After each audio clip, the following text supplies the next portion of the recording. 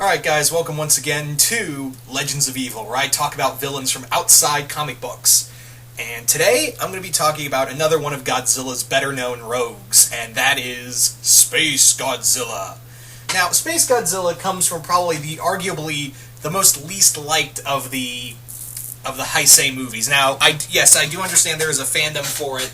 There is a fan base for it, but come on guys, it's not, Godzilla vs. Spacegodzilla is arguably not one of the stronger movies. It's a B-more movie, and if you like it, that's totally fine. No ill will against you. Me personally, I don't really like it.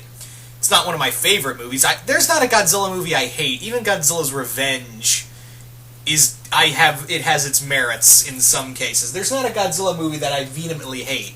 And I don't vehemently I can watch Godzilla vs. Spacegodzilla, but I wouldn't call it one of my favorites, honestly. That's what I'm trying to say. I don't hate it as much as some people do, because there are some people who really hate Godzilla vs. Spacegodzilla. I just it's not the best of the Heisei movies. That goes to a few others.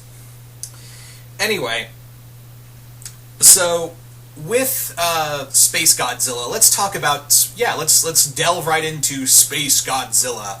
Now, Spacegodzilla first appeared in, of course, Godzilla vs. Spacegodzilla. This was his first and only movie appearance so far. Who knows, maybe he'll come back in the movies.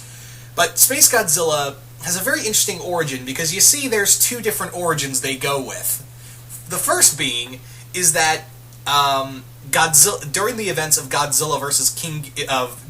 Biollante, Godzilla, after defeating Biolante's cells, which also had G cells, flew up into space, and it somehow got sucked into a black hole. The other origin they gave was that when Mothra left the universe, left our Earth, she had G cells on her that were carried off into a black hole and thus created Spacegodzilla.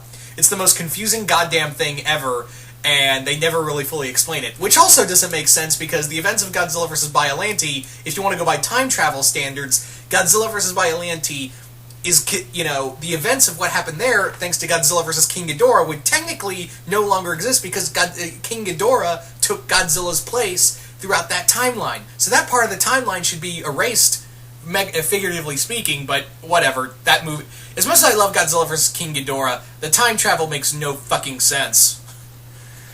So it's a real head-scratcher in and of itself. So they give two origins. They don't give a real definitive origin to Godzilla vs. Spacegodzilla. But what's interesting about Spacegodzilla is that unlike a lot of his other, aside from King Ghidorah, and even then, eventually he became, a slave, he became more of a servant monster, a lot like King Ghidorah's first appearance, Spacegodzilla was one of the few monsters, also aside from Destroya. Destroya wasn't like, I'm going to wipe out all of mankind, but yeah, he kind of got that way real quick, didn't he? This is the first monster with a sentient thought. It's like with King Ghidorah, where he had the sentient thought of destroying all life on Earth, and until eventually he became more of like the aliens' attack dog, or the time travelers' attack dog in the Heisei movies.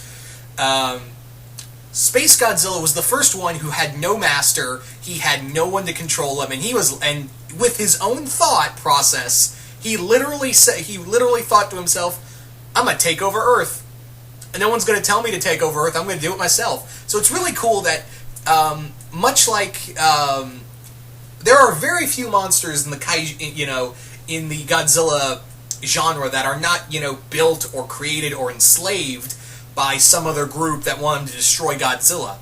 It's always, a majority of the time, excluding, Biollante didn't want to destroy the planet. She just wanted to exist. So, yeah.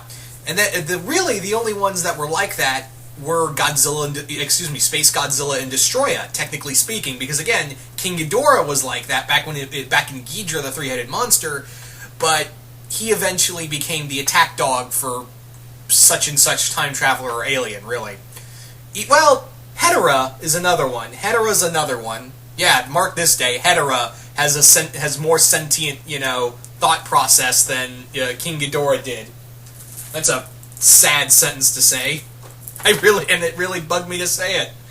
But yeah, that's the interesting thing about Spacegodzilla. He didn't go to Earth to, because someone told him to. He went there to conquer it himself. And that's what I kind of like about Space Godzilla.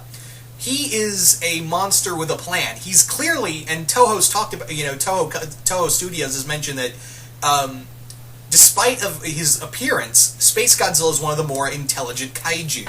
He's incredibly intelligent, and even though he's not capable of speech, he has this sycophant goal of conquering Earth just because he can. And I think that's really cool that, a monster like him, a kaiju in general, and we don't see that in, we do see that in kaiju genre in general, but we don't see that a lot in Godzilla, where the monster themselves wants to take over the planet. We hardly see that these days. Maybe we'll see it in if we get another kaiju with Shin Gojira or something of that nature. But with most monsters, you mostly see monsters that want to take over the planet for themselves. That mostly is from Gamera and Ultraman, and Zone Fighter and a few other places, especially in Gamera. I mean, I could throw a rock and hit a monster that wanted to conquer the world for themselves. But yeah. Where was I going with this? Getting back to Space Godzilla. Space Godzilla is this... He is so terrifying in the sense that, not only does he have Godzilla's abilities, but he also, thanks to the, cosmic radiation and the black hole, he was given psychic abilities as well as he has crystal abilities. Honestly, I kind of dig the Space Godzilla design of how just... I kind of dig it because it has like this sinister yet regal appearance to it. It has this, this sense of, I'm better than you. That kind of thing to it, and with it, he has this... It's almost like this superior Godzilla, you could say. He's like... He wants to be... Space Godzilla is this cold mockery, but at the same time, he has almost like this sick regality to him. That's what I kind of liked about his design, about Space Godzilla. But with Space Godzilla, in terms of abilities, not only was he capable of shooting out energy blasts, but he was also capable of summoning crystals to add to his abilities. That was the thing about Space Godzilla that was so interesting. He just summoned these crystals to add to his power. And his major power came from, the crystal towers and the 2 crystals on his shoulders. Space Godzilla, more or less, he came down to Earth for the sole purpose of killing Godzilla and then conquering Tokyo and the rest of the world. And he first did that by embarrassing Godzilla, then capturing his son, which technically Godzilla could have gotten him out of that little crystal pit, but instead Godzilla wandered off to fight Space Godzilla. I know it's a plot hole. Because you see Junior on Monster Island totally fine, but we'll get into that another time. And that was the thing. Godzilla alongside Mogira teamed up and they defeated Space Godzilla. And that was kind of it. That was kind of Space Godzilla's end. Now, if you want to go by the IDW comics, Space Godzilla made more prominent appearances, especially in the second Godzilla series known as the Godzilla Ongoing, which ongoing my ass, it only went 13 issues before it got canned and we got Rulers of Earth. And in that series, that was written by Dwayne Drazinski, that series had Space Godzilla orchestrate an alien invasion. He orchestrated this, it's never explained how, but Space Godzilla, it's greatly hinted at that it was Space Godzilla himself that rallied together Gigan, Hedorah, and Kaiser Ghidorah. He teamed them all together, and they invaded Earth, with him leading the charge. Well, at the end of it, it was Kaiser who kind of became the main central villain, but yeah, Space Godzilla more or less set the whole thing up to manipulate... It's never explained, again, how he managed to get Gigan, Hedorah, and Kaiser on his side, or even find them. It's a half-assed thing that happens halfway through the comic. Whatever, I have my own problems with that comic, but whatever. So, they go down to Earth and proceed to try to conquer the planet in a series of attacks. Even Space Godzilla in London, he does battle and defeats Titanosaurus and Batra. Think about that. Space Godzilla fought Batra and Titanosaurus. You never thought you'd see that kaiju match, and sadly it didn't go so well because surprise, surprise, Space Godzilla beat the shit out of both of them in like 2 pages. But after that, Space Godzilla retreated into space after being after his allies were defeated, and towards the tail end of Rulers of Earth, he returned because on the Soul Ground he realized, oh, the Cryogs are going to take over the planet. Not on my watch, that's my planet. So he attacks the Cryog ship, and from there he does battle with Gigan, who has been upgraded to his Final Wars form, and it's probably one of the best fights in the comic, I gotta say.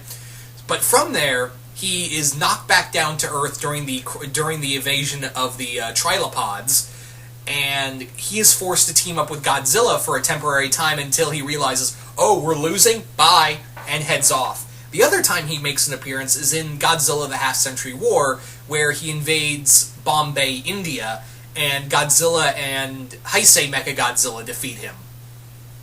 All in all, I have this love-hate relationship with Space Godzilla. I think he's an interesting design. I just wish the movie was better at explaining his origins and less beam spamming.